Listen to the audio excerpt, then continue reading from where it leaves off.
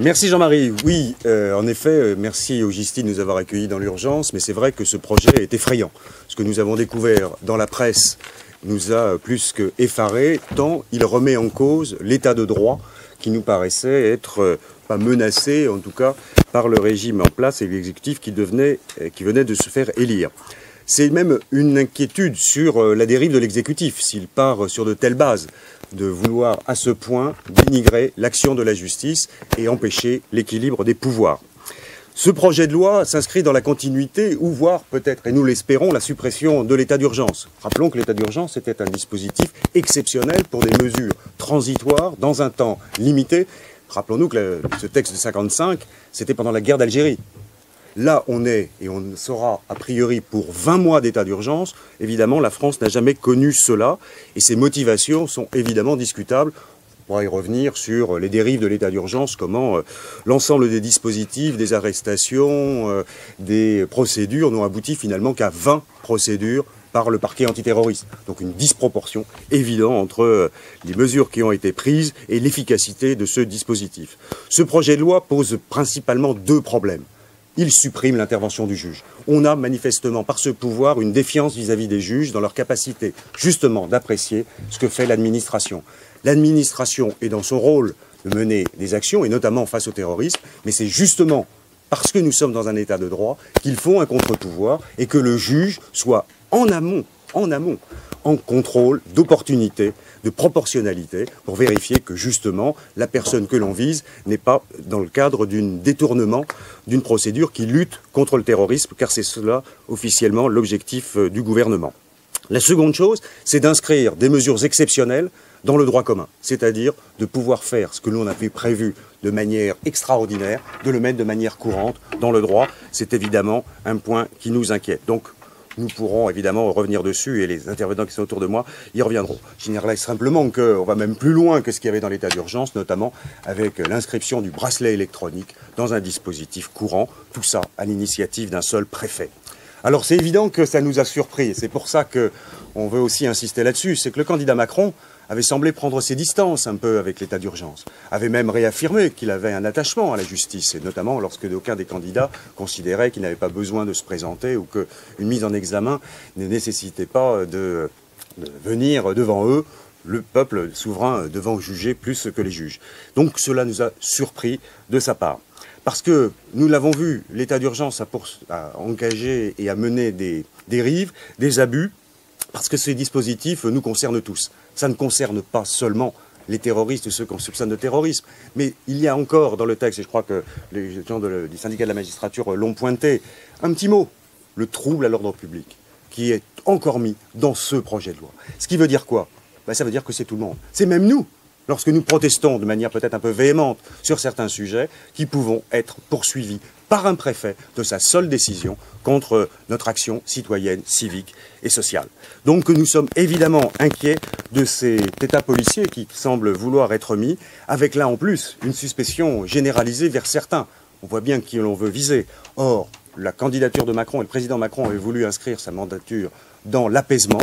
Je crois que ce projet de loi vise au contraire à maintenir une tension vis-à-vis de certains et ne participe pas à ce que l'on souhaite, l'unité de la communauté nationale.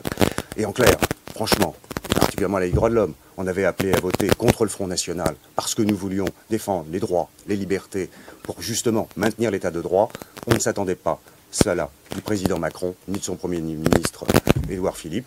Nous espérons évidemment que ce pré-projet n'est qu'une aberration. Merci infiniment.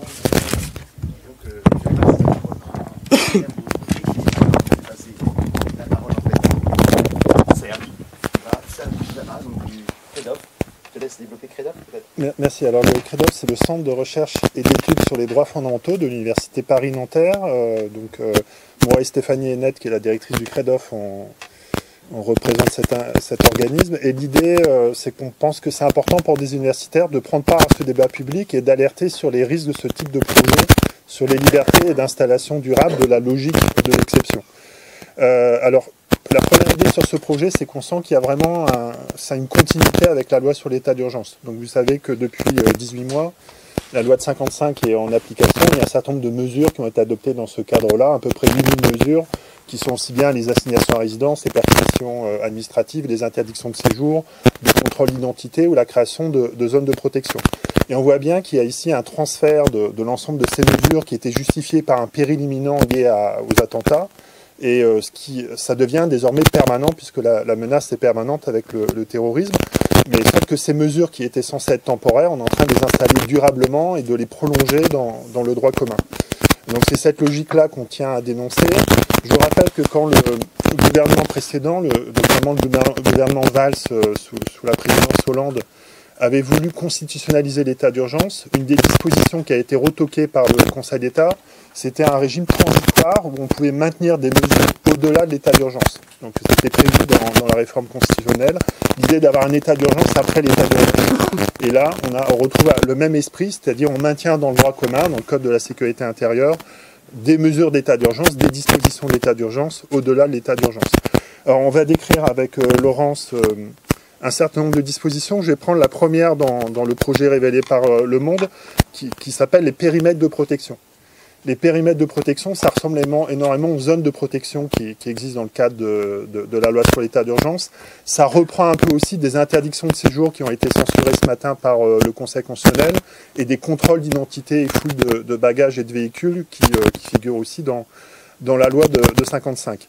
Alors le principe, vous avez peut-être compris, dès lors qu'il y a un événement, n'importe quel événement, qui est soumis à une menace terroriste particulière, une menace d'une ampleur particulière, il est possible de créer un périmètre de protection où la circulation automobile pourra être contrôlée, et la circulation de manière générale, la circulation des personnes.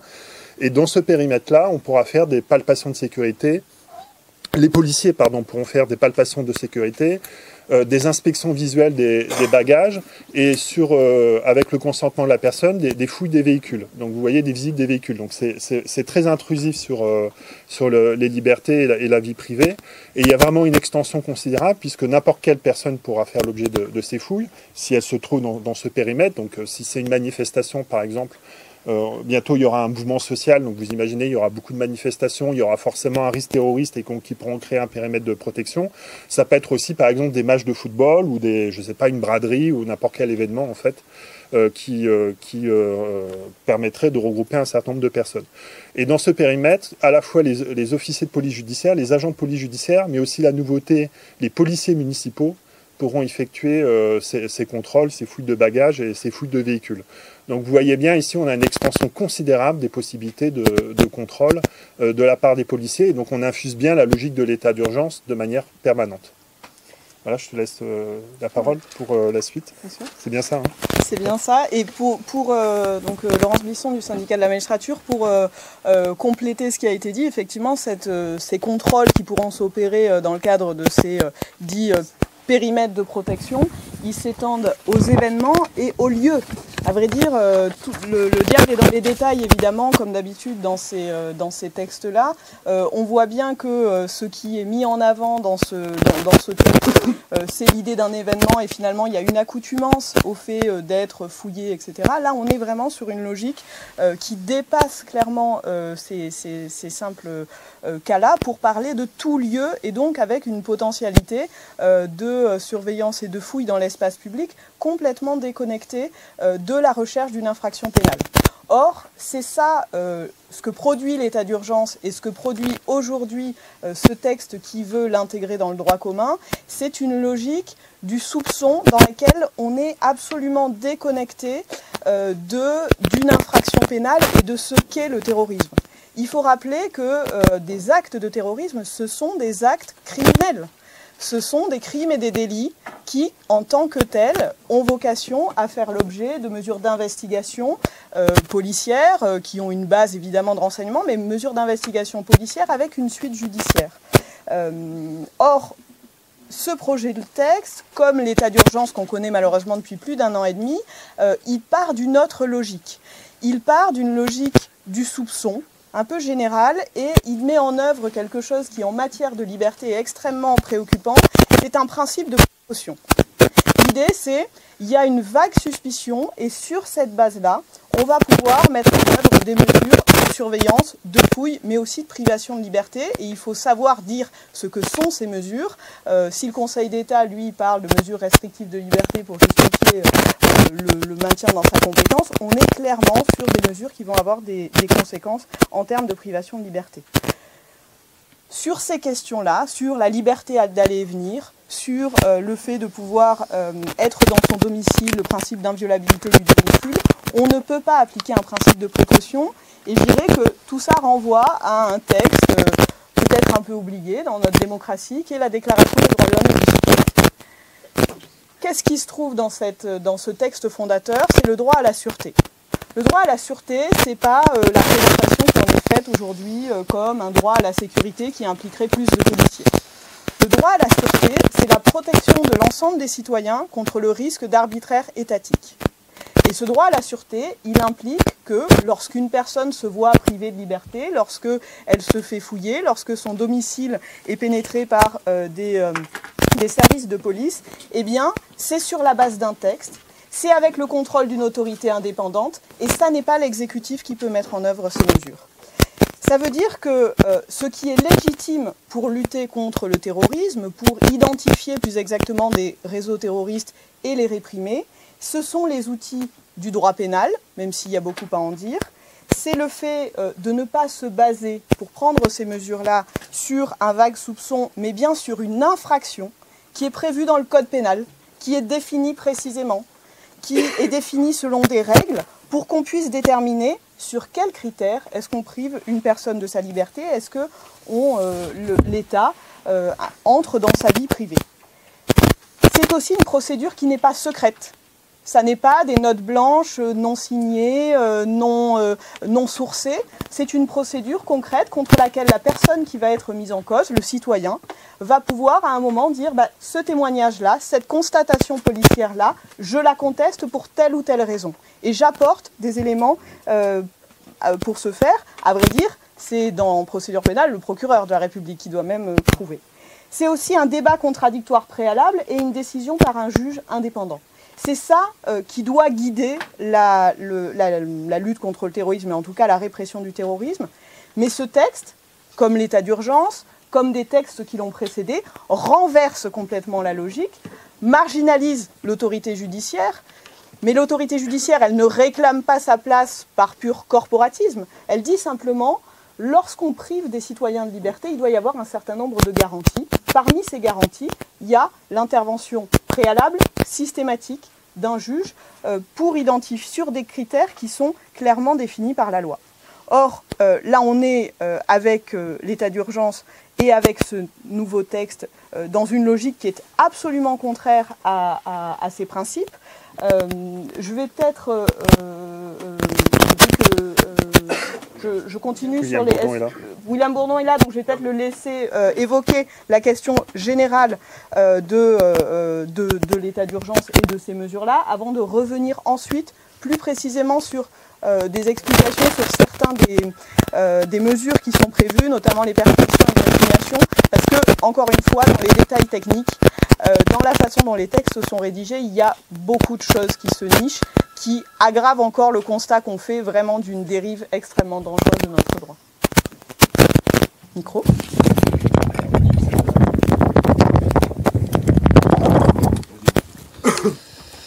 Oui, bonjour à tous.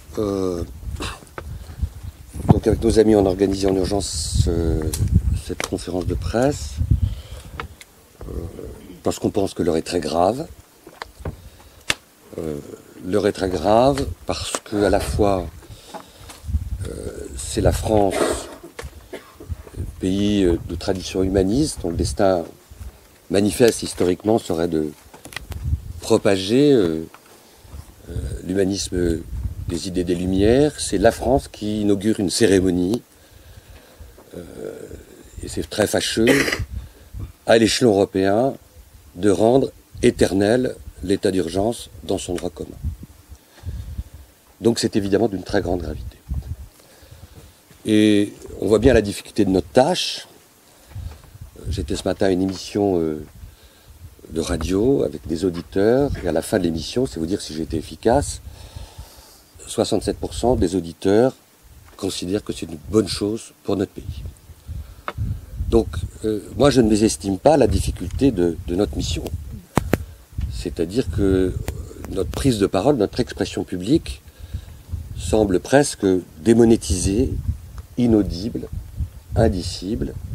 Et pour tous ceux qui en ont fait l'expérience, questionner l'état d'urgence, mettre en cause son efficacité, c'est risquer de faire l'objet d'un soupçon, d'un procès en faiblesse, voire même d'un procès en complaisance avec le terrorisme.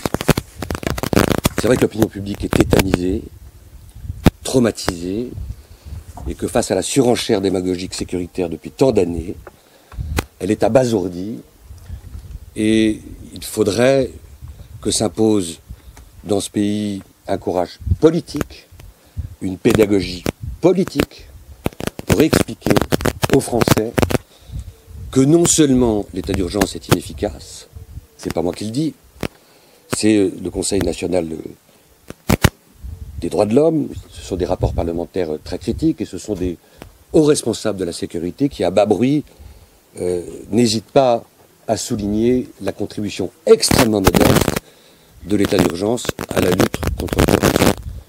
Mais le gouvernement est piégé, puisque comme en septembre 2015, on a vendu aux Français le fait que l'état d'urgence serait un bouclier efficace contre la menace terroriste, ne pas le proroger, ne pas le rendre éternel, c'est pour le gouvernement risquer d'essuyer un procès en faiblesse.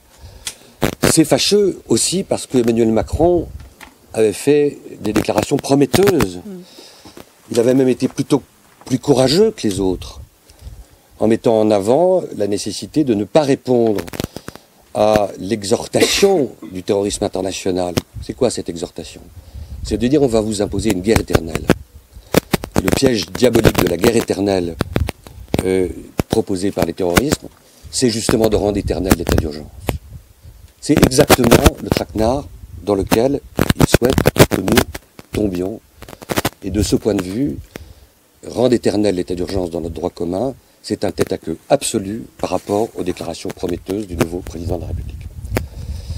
Alors, je vais être bref parce que mes amis ont bien d'autres choses à dire.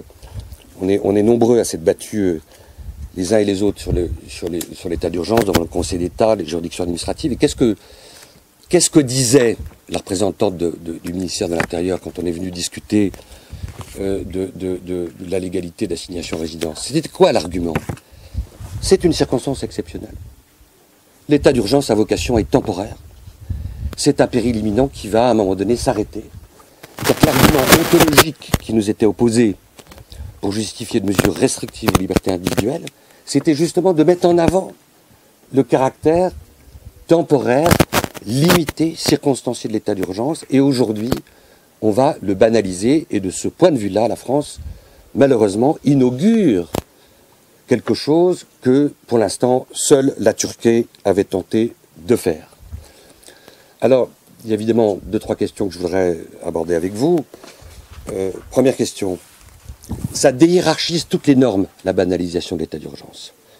Ça déhiérarchise toute la graduation constitutionnelle entre les normes d'exception et les normes de droit commun. C'est-à-dire que rendre éternel l'état d'urgence dans notre droit commun, c'est faire disparaître l'état d'urgence. Donc c'est un tour de passe-passe d'un cynisme absolu. On nous vend le fait qu'on devrait se réjouir de la disparition de l'état d'urgence pour mieux accepter le fait qu'il est dans le marbre de notre loi commune. Alors il y a un effet de cliquet qui est terrible, parce que si on dit aux Français, et ils le croient parce qu'ils sont victimes, me semble-t-il, d'un abus de confiance massif. Et comme ils le croient, et qu'ils sont persuadés que ça va être efficace, si en dépit de la banalisation et de l'institutionnalisation de l'état d'urgence dans notre loi commune, il y a des nouveaux attentats, qu'est-ce que va proposer le gouvernement? À vouloir mettre en scène sa posture de toute puissance, il va être condamné à signer son impuissance.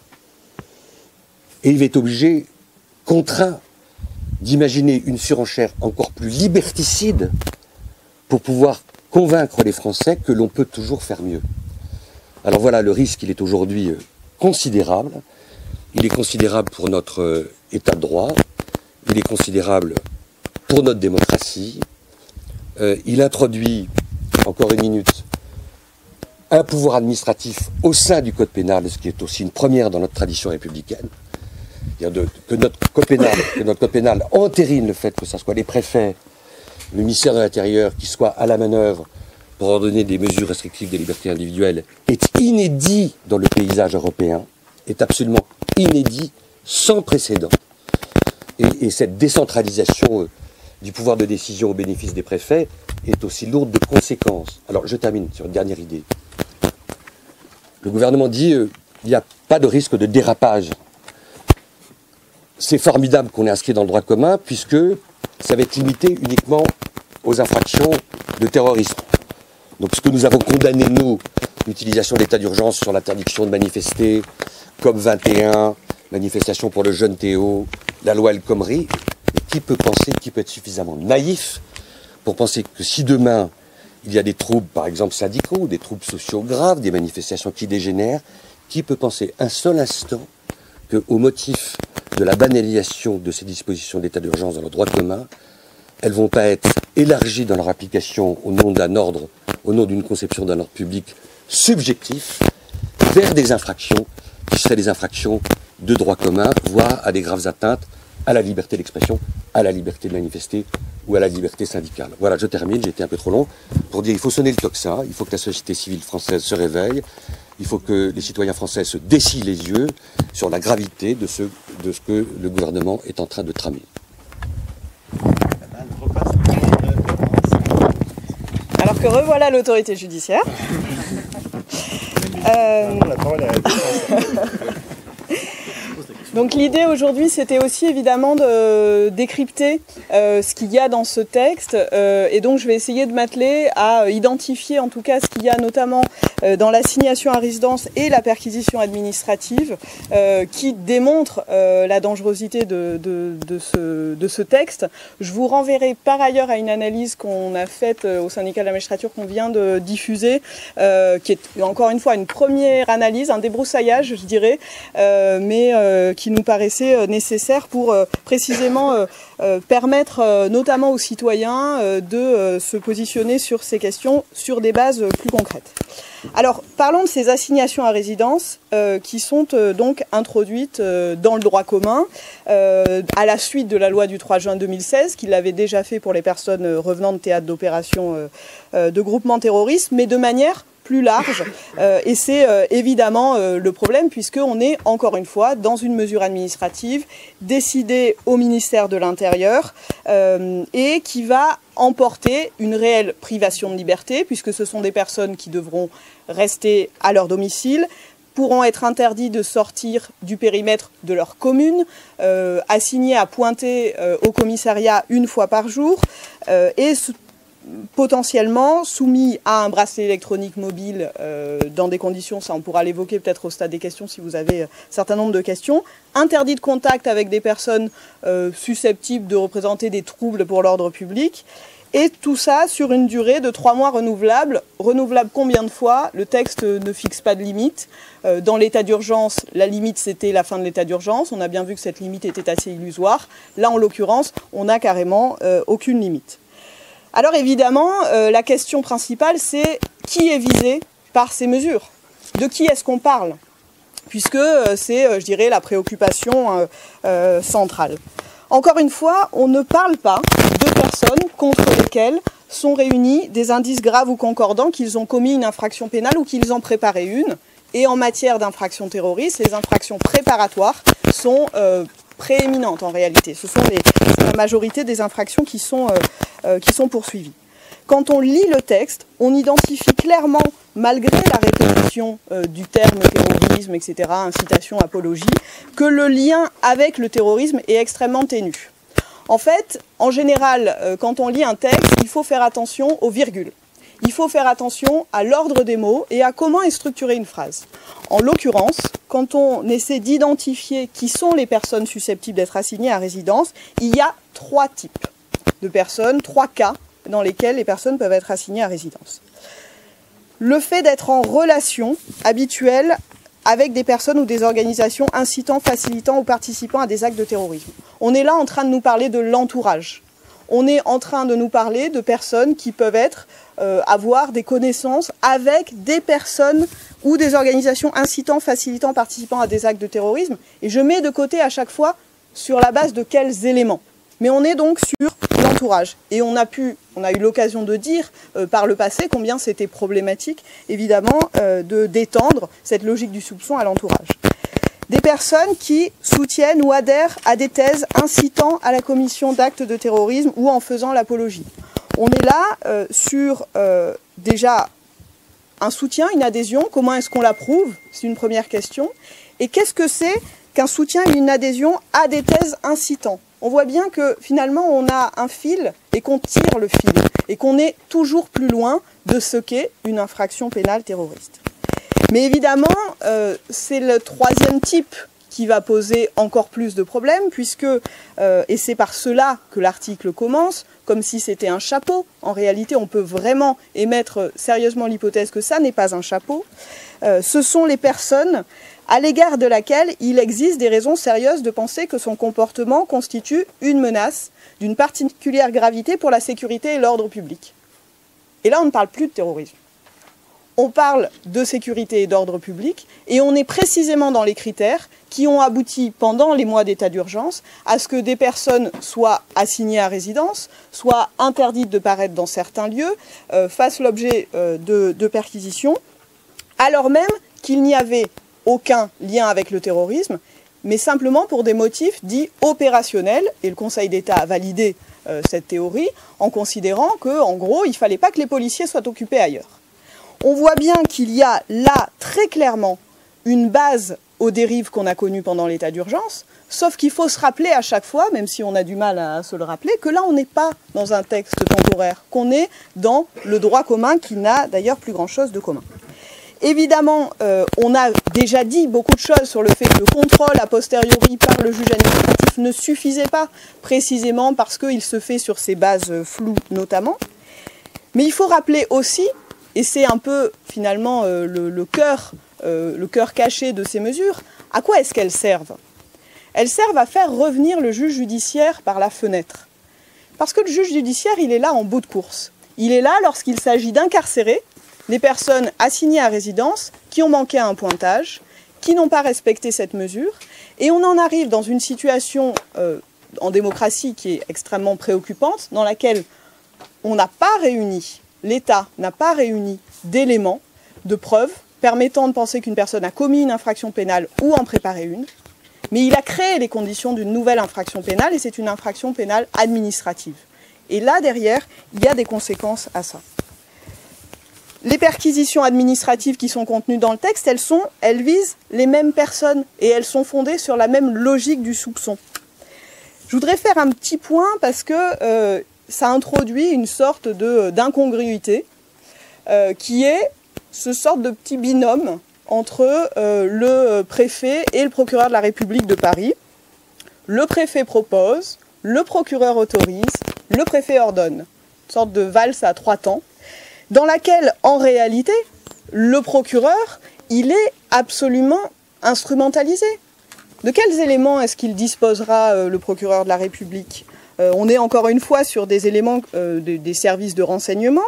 Comment est-ce qu'il résistera à la demande faite de faire des perquisitions administratives dans ce cadre-là, alors qu'on est en présence, nous dit-on, d'un risque de terrorisme, dont on sait par ailleurs qu'il existe évidemment. Et puis, une deuxième incongruité, c'est que cette fois-ci, lorsque les perquisitions auront lieu de nuit, c'est toujours le procureur de la République qui autorise. Je rappelle qu'en procédure pénale, c'est le juge des libertés et de la détention, un juge indépendant au statut plus garantiste, qui autorise les perquisitions de nuit. Encore une fois, avec ce texte, on surfe sur une fausse idée. Cette fausse idée, elle consiste à dire que, la procédure pénale, que les enquêtes pénales antiterroristes seraient impuissantes et qu'il faudrait ajouter, donner à l'administration une possibilité supplémentaire de perquisitionner. On a et encore plus depuis la loi du 3 juin 2016, une procédure pénale en matière de perquisition qui est déjà extrêmement large, qui permet très clairement d'identifier des personnes lorsqu'on recherche une infraction pénale. Mais là, on est dans une dérive absolue et on en a connu les effets. Cette logique globale de soupçon, elle se retrouve dans la façon dont est envisagée dans ce texte la question de la fermeture des lieux de culte, où encore une fois, on étend petit à petit, par quelques mots qui s'ajoutent, les possibilités de fermeture de ces structures. Et puis, elle s'étend dans le fait que le texte, évidemment, comme chaque loi antiterroriste, vient ajouter sa petite disposition finale, celle qui ne concerne pas le terrorisme, celle qui concerne les personnes étrangères, celle qui concerne les frontières. Et on a ce dernier article du texte qui étend les possibilités de contrôle d'identité frontalier au niveau des abords des gares et qui étend la possibilité de les faire en termes de durée, avec, encore une fois, une confusion très dangereuse qui est entretenue entre immigration et terrorisme. On a vraiment des mesures qui ne sont pas efficaces pour lutter contre le terrorisme, qui ne sont pas utiles, mais qui créent, encore une fois, un glissement extrêmement dangereux. Et aujourd'hui, il est absolument indispensable d'opposer une résistance absolue à ce texte en allant dans les détails, mais aussi en voyant ce qu'est le mouvement général qui est à l'œuvre. Bonjour, Siam Zine de Action aux droits des musulmans. Donc, on se présente parce qu'on est nouveau. On s'est chargé de suivre les personnes qui étaient assignées à résidence perquisition depuis le début de l'état d'urgence, donc dans les dossiers en procédure, voilà, avec nos amis et les avocats pour soutenir les procédures. Alors, moi je vais parler surtout de l'impact sur les personnes. Alors il faut savoir, quand on parle des soupçons, vous êtes entré en relation avec, ça peut être un voisin, ça peut être une personne qu'on connaît sans connaître. La personne en fait reçoit une note blanche et il n'y a aucune preuve en fait à avancer.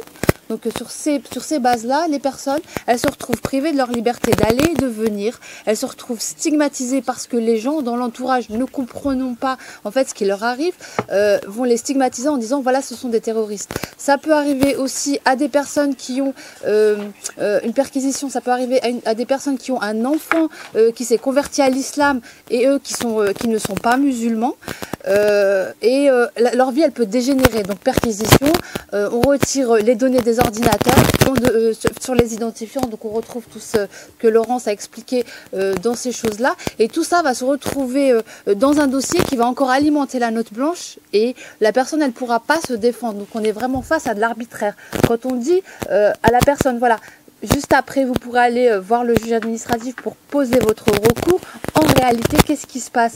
La personne elle peut arriver avec 80 pièces du dossier et des preuves et une seule note blanche avec aucune preuve, et elle se retrouve toujours retoquée et elle reste toujours assignée. Quoi qu'elle dise, sa parole, elle ne vaut rien du tout.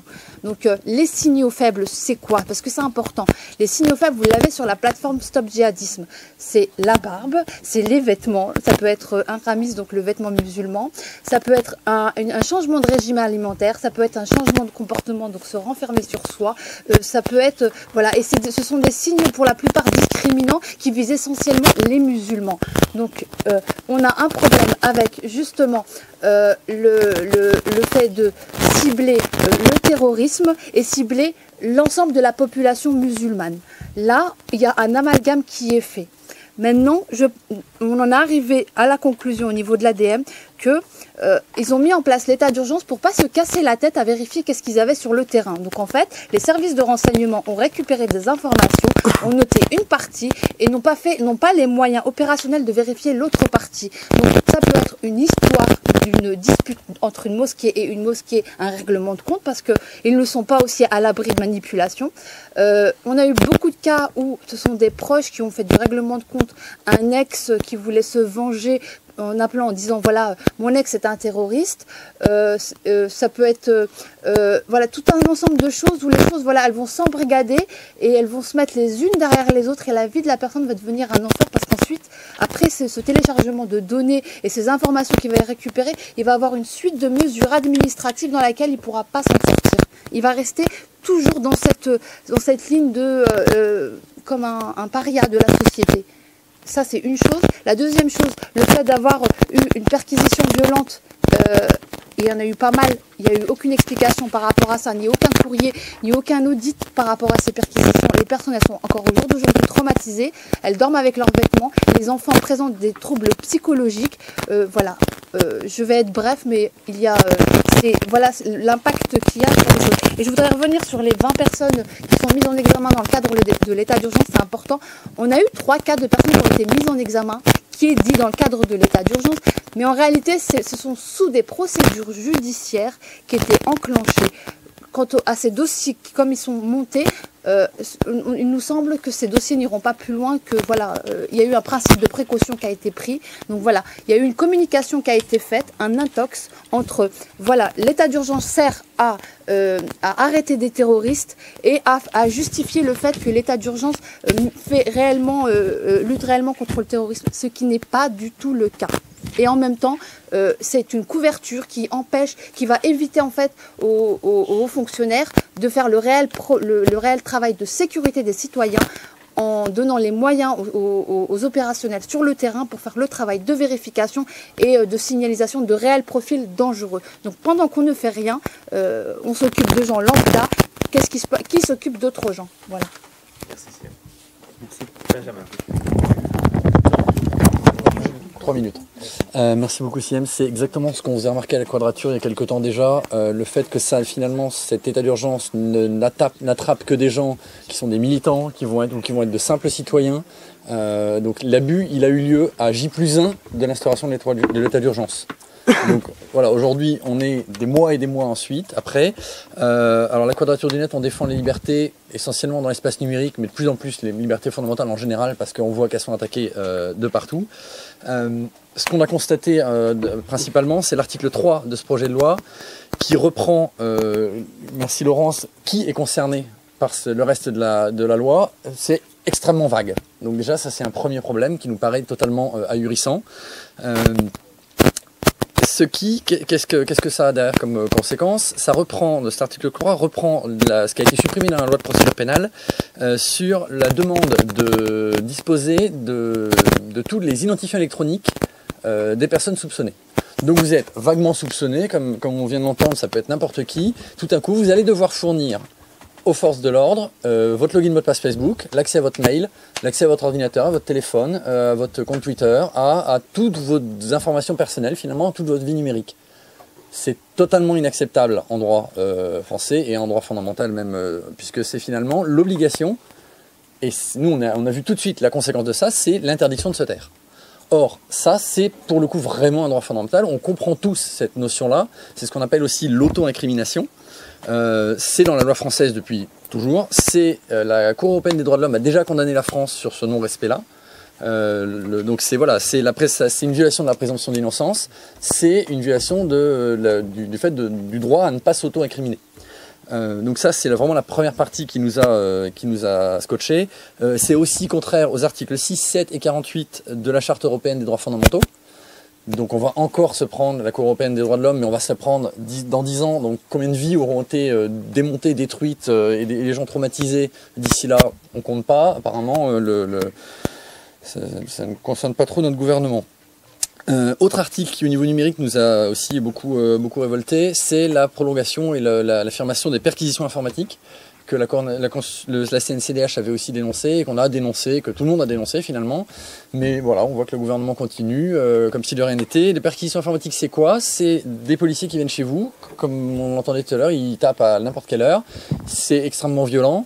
Et qu'est-ce qu'ils font? Ils arrivent sur votre ordinateur, ils font une copie de toutes les données. Sauf que comme ils ont fait une copie, ils laissent votre ordinateur chez vous, donc il n'y a pas eu, c'est pas dans le rapport de perquisition. Donc ça va pas, on va pas dire qu'en fait ils ont toutes vos données, le réseau de tous les gens avec qui vous êtes en contact, tous vos emails, qui peuvent savoir exactement tout sur vous, parce que notre vie numérique elle est vraiment un parallèle de notre vie réelle et elle est en rien différent. On arrête de croire que c'est différent en fait. Et voilà. Donc c'est ni vu ni connu et c'est pas dans le récépissé, on va pas vous rendre ces informations, donc on n'est jamais sûr de qu'est-ce qu'ils ont pas. Donc il n'y a aucun contrôle là-dessus. Donc cet article 4 nous pose énormément de problèmes en termes de droits fondamentaux. On pourrait parler aussi de l'article 8 sur la surveillance hertzienne, mais c'est peut-être l'aspect le moins choquant de tout ce projet de loi. Donc les articles 3 et 4 sur le numérique sont vraiment totalement inacceptables pour nous. Voilà, c'est tout. Merci. Au nom de l'organisation qui sont là, des Human Rights Watch. Bonjour, merci beaucoup. Donc face aux inquiétudes profondes qu'on a tous exprimées autour de cette table, face à l'érosion de l'état de droit provoqué par le renouvellement sans fin de l'état d'urgence, et face à ce risque de normalisation de pouvoirs abusifs, nous avons documenté ces abus, Human Rights Watch l'a fait, Amnesty International l'a fait, et qui en plus n'assurent pas une plus grande sécurité aux citoyens. Nous appelons solennellement le président de la République et le gouvernement à retirer ce projet de loi inacceptable et à s'appuyer sur les fondamentaux de l'état de droit dans sa lutte contre le terrorisme. Nous les appelons à nous recevoir d'urgence pour pouvoir nous entretenir avec eux et exprimer directement nos inquiétudes face aux orientations qui sont prises. Nous les appelons aussi à la transparence des données sur l'état d'urgence, transparence des données qui est indispensable à sa bonne évaluation. Et par ailleurs, nous appelons les futurs députés à ne pas voter une nouvelle prolongation de l'état d'urgence.